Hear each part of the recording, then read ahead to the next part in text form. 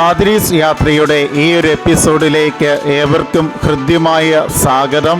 ഹിമാചൽ പ്രദേശിലെ ഷിംല എന്ന് പറയുന്ന പ്രദേശത്താണ് ഇപ്പോൾ ഞങ്ങളായിരിക്കുന്നത്.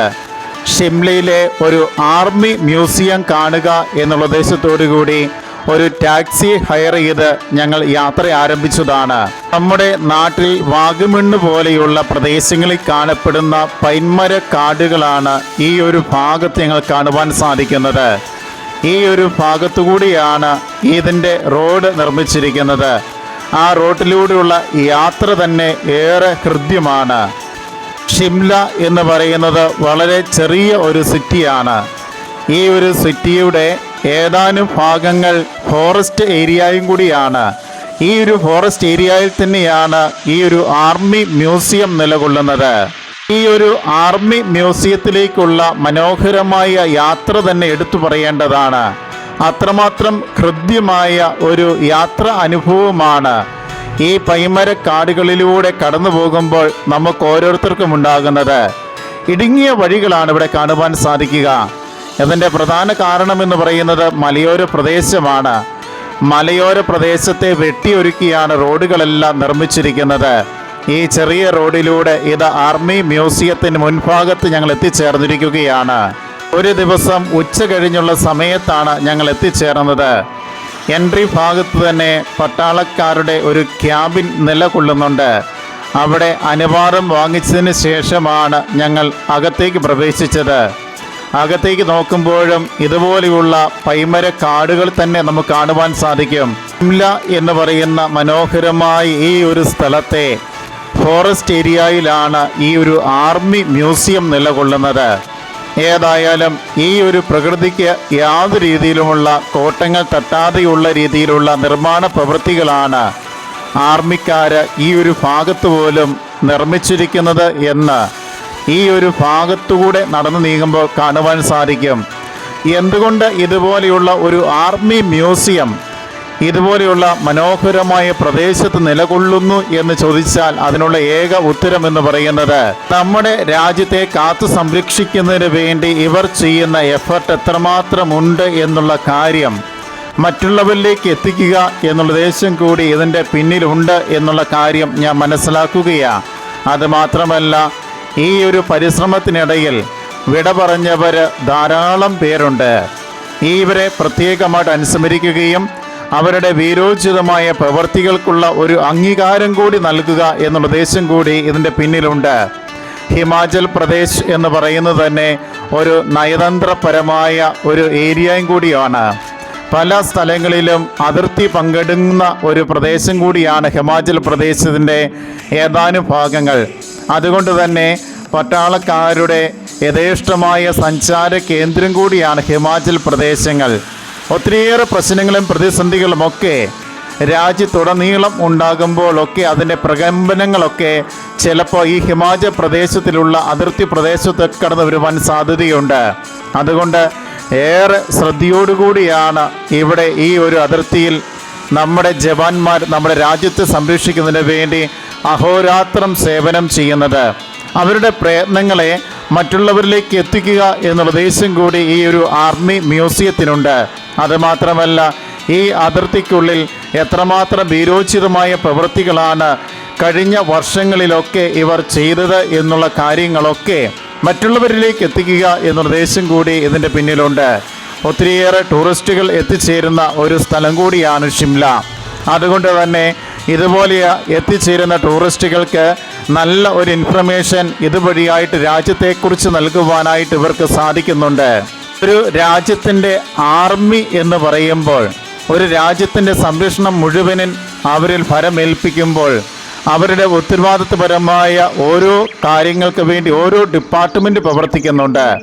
ഓരോ ഡിപ്പാർട്ട്മെൻറ്റും എങ്ങനെയാണ് പ്രവർത്തിക്കുന്നത്, ഏതൊക്കെ രീതിയിലാണ് പ്രവർത്തിക്കുന്നത്, ഇവരുടെ വീരോചിതമായ പ്രവർത്തനങ്ങൾ എന്തൊക്കെയാണ്, നാളിതുവരെ ചെയ്തു പോയിട്ടുള്ള കാര്യങ്ങൾ എന്തൊക്കെയാണ്, ഇതുപോലെയുള്ള നല്ല ചരിത്രപരമായ കാര്യങ്ങളും അതോടൊപ്പം തന്നെ ഒരു ആർമി എന്ന് പറഞ്ഞാൽ എന്താണ് എന്നുള്ള കാര്യങ്ങളൊക്കെ മനസ്സിലാക്കാൻ സാധിക്കുന്ന രീതിയിലുള്ള വിവരണങ്ങളൊക്കെ അടങ്ങിയ നല്ല ഒരു പ്രദർശനമാണ് ഈ ഒരു ആർമി മ്യൂസിയത്തിൽ എനിക്ക് കാണുവാൻ സാധിക്കുന്നത്. ഭാരതം എന്ന് പറയുന്ന ബൃഹത്തായ ഈ ഒരു രാജ്യത്തെ ഒന്നിച്ച് കൊണ്ടുപോകുവാനും ഒരുമിച്ച് ചേർക്കുവാനും ഒരേ സ്വരത്തിൽ കൊണ്ടുപോകുവാനും ഒരേ ഐക്യത്തിൽ തീർക്കുവാനുമൊക്കെ ഈ ഒരു ആർമിയുടെ പ്രവർത്തനങ്ങൾക്ക് സാധിക്കുന്നുണ്ട് എന്നുള്ള കാര്യത്തിൽ യാതൊരു സംശയമില്ല. ഈ ഒരു ആർമി ഏതൊക്കെ രീതിയിലാണ് പ്രവർത്തിക്കുന്നത്, അവരുടെ പ്രവർത്തന രീതികൾ എന്തൊക്കെയാണ് എന്നുള്ള കാര്യങ്ങളൊക്കെ സാധാരണക്കാരിലേക്ക് എത്തിക്കുവാൻ പോലും ഈ ഒരു പ്രദേശത്തിന് സാധിക്കുന്നുണ്ട്. ഒത്തിരിയേറെ കാര്യങ്ങളാണ് ഈ പ്രദേശത്ത് മുഴുവനും ആർമിയുടെ ഭാഗമായിട്ടുള്ള കാര്യങ്ങളൊക്കെ ചേർത്ത് വെച്ചുകൊണ്ട് രൂപീകരിച്ചിരിക്കുന്നത്. അതുകൊണ്ട് തന്നെ ഒരു ആർമിയുമായി ബന്ധപ്പെട്ട് ഏതൊക്കെ ഡിപ്പാർട്ട്മെൻറ്റുകൾ അതിൻ്റെ കീഴിൽ പ്രവർത്തിക്കുന്നുണ്ട് എന്നുള്ള വസ്തുതയൊക്കെ എനിക്ക് മനസ്സിലാക്കാൻ സാധിച്ചത് ഈ ഒരു ആർമി മ്യൂസിയത്തിൽ വന്നതിന് ശേഷമാണ്. അതുമാത്രമല്ല, നാളിതുവരെ വീരോചിതമായി പ്രവർത്തിച്ച ഒത്തിരിയേറെ നേതൃത്വങ്ങളെ ഭാരതത്തിന് വേണ്ടി ഭാരതമെന്ന് പറയുന്ന ബൃഹത്തായ ഈ രാജ്യത്തെ ഒരു കുടക്കീഴിൽ കൊണ്ടുവരുവാൻ വേണ്ടിയൊക്കെ വീരോചിതമായി പ്രവർത്തിക്കുകയും സമയോചിതമായ രീതിയിലുള്ള തീരുമാനങ്ങൾ എടുക്കുകയൊക്കെ ചെയ്തിരിക്കുന്ന നല്ല വീരപുരുഷന്മാരെയൊക്കെ ഈ ഒരു ചരിത്ര രേഖകളിൽ നിന്ന് നമുക്ക് മനസ്സിലാക്കാൻ സാധിക്കുന്നുണ്ട്. ഒരു രാജ്യത്തിൻ്റെ ആർമി സിസ്റ്റം എങ്ങനെയാണ് പ്രവർത്തിക്കുന്നത്, എന്തൊക്കെ കാര്യങ്ങളാണ് അതിന് പിന്നിൽ വേണ്ടത് എന്നതിനെ പറ്റിയൊക്കെയുള്ള നല്ല ഒരു വിവരണം ഈ ഒരു മ്യൂസിയം കാണുന്ന ഏതൊരു വ്യക്തിക്കും മനസ്സിലാക്കാൻ സാധിക്കുന്നുണ്ട്. ചരിത്രം പഠിക്കുന്നവരെ സംബന്ധിച്ചോളം ചരിത്രത്തിൽ നിന്ന് പാഠങ്ങൾ ഉൾക്കൊള്ളേണ്ടവരാണ് ഓരോ വ്യക്തിയും എന്നുള്ള കാര്യം ഈ ഒരു മ്യൂസിയം നമ്മെ ഓർമ്മപ്പെടുത്തുന്നുണ്ട്. ഒരു സൈന്യം എന്ന് പറയുമ്പം അതിൻ്റെ കീഴിലുള്ള ഏതൊക്കെ ഡിപ്പാർട്ട്മെൻറ്റ് പ്രവർത്തിക്കുന്നു, അവരുടെയൊക്കെ പ്രവർത്തന രീതികൾ എന്തൊക്കെയാണ്, അവരുടെ ഓരോ ഗ്രേഡുകൾ എന്തൊക്കെയാണ് എന്നീ കാര്യങ്ങളൊക്കെ മനസ്സിലാക്കാൻ സാധിക്കുന്ന രീതിയിൽ പോലുമുള്ള വിവരണങ്ങളാണ് ഈ ഒരു ഭാഗത്ത് കാണുവാൻ സാധിക്കുന്നത്. കൊച്ചു കുട്ടികൾക്ക് പോലും യഥേഷ്ടം മനസ്സിലാക്കാവുന്ന രീതിയിലുള്ള നല്ല ഒരു സജ്ജീകരണം എനിക്ക് ഈ ഒരു മ്യൂസിയത്തിനുള്ളിൽ കാണുവാൻ സാധിക്കുന്നുണ്ട്. അതുകൊണ്ട് തന്നെ കുട്ടികളുടെ സ്റ്റഡി എന്നുള്ള ഉന്നമനത്തിൽ നിന്നുകൊണ്ട് പോലും ഈ ഒരു മ്യൂസിയം എടുത്തു പറയുവാൻ ഞാൻ ആഗ്രഹിക്കുകയാണ്.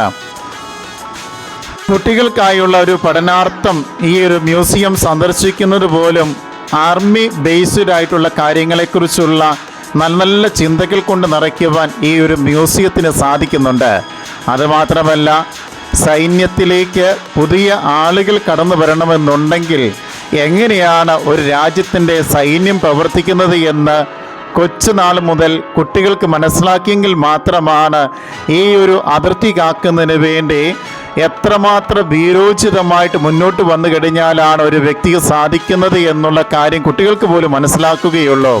അതുകൊണ്ട് കുട്ടികളെ സംബന്ധിച്ചോളം ഇതുപോലെയുള്ള ആർമി മ്യൂസിയങ്ങൾ കാണുക എന്ന് പറയുന്നത് വരും തലമുറയ്ക്ക്, പ്രത്യേകിച്ച് ആർമി ഡിപ്പാർട്ട്മെൻറ്റുകൾക്ക് ഏറെ ഉപകാരപ്രദമായ ഒരു കാര്യം തന്നെയാണ്.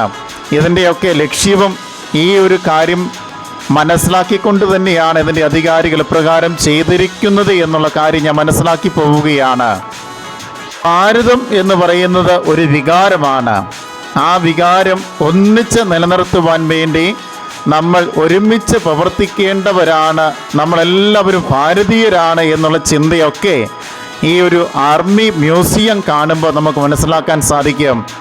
രാജ്യത്തിൽ നിന്ന് നമുക്ക് എന്ത് കിട്ടും എന്നുള്ള ചിന്തയല്ല, രാജ്യത്തിന് വേണ്ടി എൻ്റെ ജീവിത കാലഘട്ടത്തിൽ എന്ത് കൊടുക്കുവാൻ സാധിക്കും എന്നുള്ള ചിന്തയാണ് ഈ ഒരു ആർമി മ്യൂസിയം വന്ന് കാണുമ്പോൾ നമുക്ക് ഓരോരുത്തർക്കും തോന്നുന്നത്.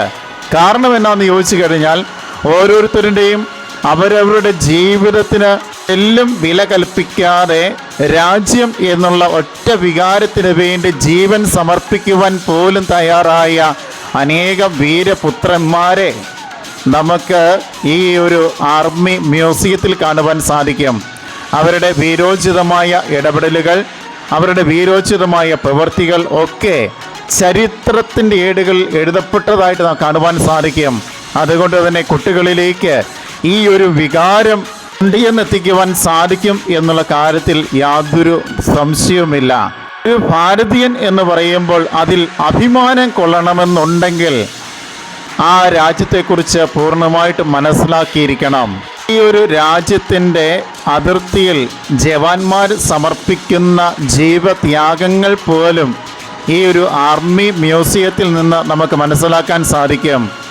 അതുപോലെ തന്നെ ഓരോ സ്ഥലങ്ങളിലും ഓരോ വിഭാഗത്തിൽപ്പെട്ട ആളുകളുടെ പ്രത്യേകമായിട്ടുള്ള ഡിപ്പാർട്ട്മെൻറ്റുകൾ വഹിക്കുന്ന സേവനങ്ങളെക്കുറിച്ചുള്ള ചിന്തകൾ പോലും പകരുവാൻ ഈ ഒരു മ്യൂസിയത്തിന് സാധിക്കുന്നുണ്ട്.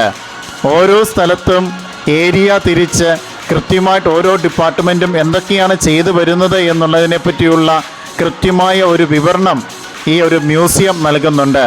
ഒരു ഭാഗം പോലും വിടാതെ ഒപ്പിയെടുക്കുവാനുള്ള പരിശ്രമത്തിലാണ് ഞാനായിരുന്നത്. ഇവിടെ കാണപ്പെടുന്ന മെഡലുകൾ പോലും ഈ കാര്യം തന്നെയാണ് സൂചിപ്പിക്കുന്നത്. ഓരോ ഗ്രേഡിനനുസരിച്ച് ആർമിയിൽ ലഭ്യമാകുന്ന മെഡലുകളുടെ പ്രസക്തി പത്രങ്ങളുടെ ഒക്കെ നീണ്ട നിര എനിക്ക് ഈ ഒരു ഭാഗത്ത് കാണുവാൻ സാധിക്കുന്നുണ്ട്. ഒത്തിരിയേറെ അഭിമാനത്തോടു കൂടിയാണ് ഈ ഒരു ആർമി മ്യൂസിയത്തിലൂടെ ഞാൻ നടന്നു നീങ്ങുന്നത്. കാരണം ഇത്രമാത്രം പ്രവർത്തനങ്ങൾ ഒരു ആർമിയിൽ ഉണ്ട് എന്നുള്ള കാര്യം പോലും ഞാൻ മനസ്സിലാക്കിയത് ഈ ഒരു ആർമി മ്യൂസിയം വന്ന് കണ്ടതിന് ശേഷമാണ്.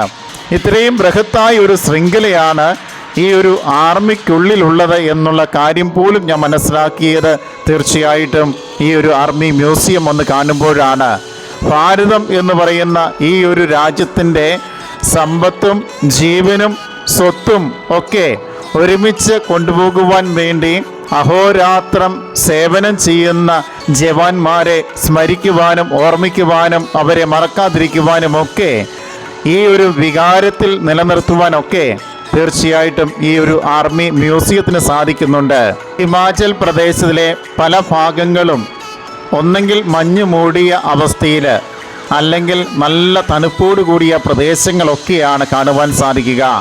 സമുദ്രനിരപ്പിൽ നിന്ന് നന്നായിട്ട് ഉയരത്തിൽ നിലകൊള്ളുന്ന ഒരു മലനിരയാണ് ഹിമാചൽ പ്രദേശിലുടനീളം കാണുവാൻ സാധിക്കുക. അപ്പോൾ അതിൻ്റെ അതിർത്തി പ്രദേശങ്ങളിലൊക്കെ എത്രമാത്രം തണുപ്പും മറ്റ് കാര്യങ്ങളുമൊക്കെ ഉണ്ട് എന്നുള്ള കാര്യം നമ്മളൊന്ന് മനസ്സിലാക്കിയാൽ മതി.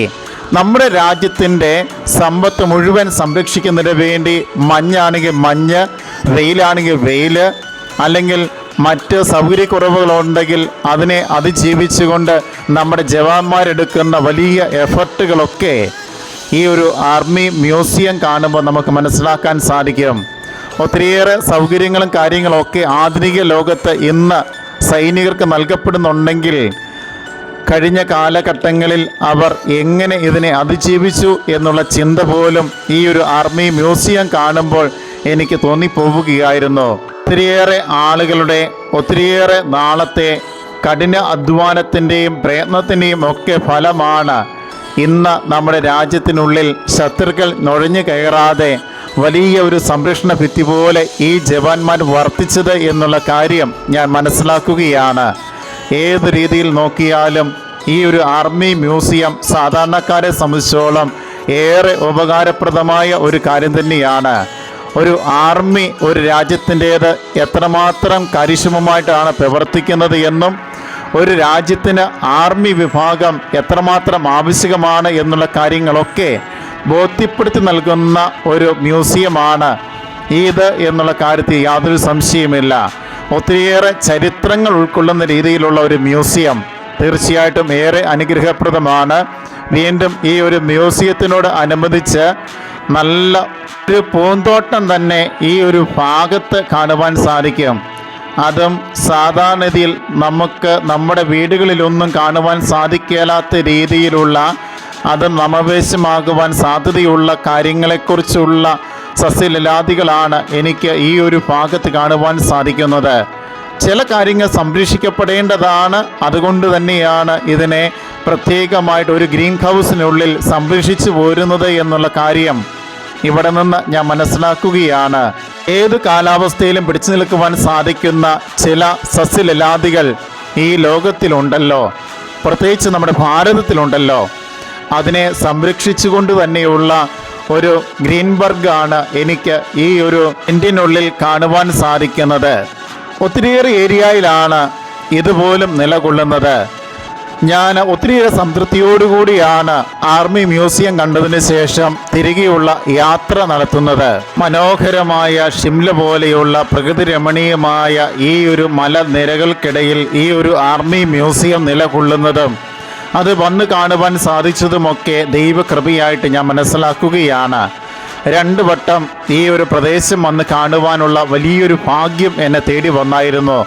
ഇത് 2ാം വട്ടമാണ് ഈ ഒരു മ്യൂസിയത്തിലേക്ക് ഞാൻ കടന്നു വരുന്നത്.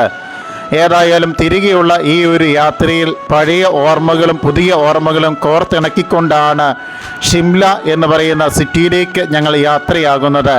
എന്നെ ശ്രവിക്കുന്നവരായ എൻ്റെ പ്രേക്ഷിതർ സാഹസികത ഏറെ ഇഷ്ടപ്പെടുന്നവരാണോ എങ്കിൽ തീർച്ചയായും ഹിമാചൽ പ്രദേശിലെ ഇതുപോലെയുള്ള സ്ഥലങ്ങളൊക്കെ വന്ന് കാണുവാൻ മടി കാണിക്കരുത്. അത്രമാത്രം മനോഹാരിതയാണ് ഈ പ്രദേശത്തിനടങ്ങിയിരിക്കുന്നത്.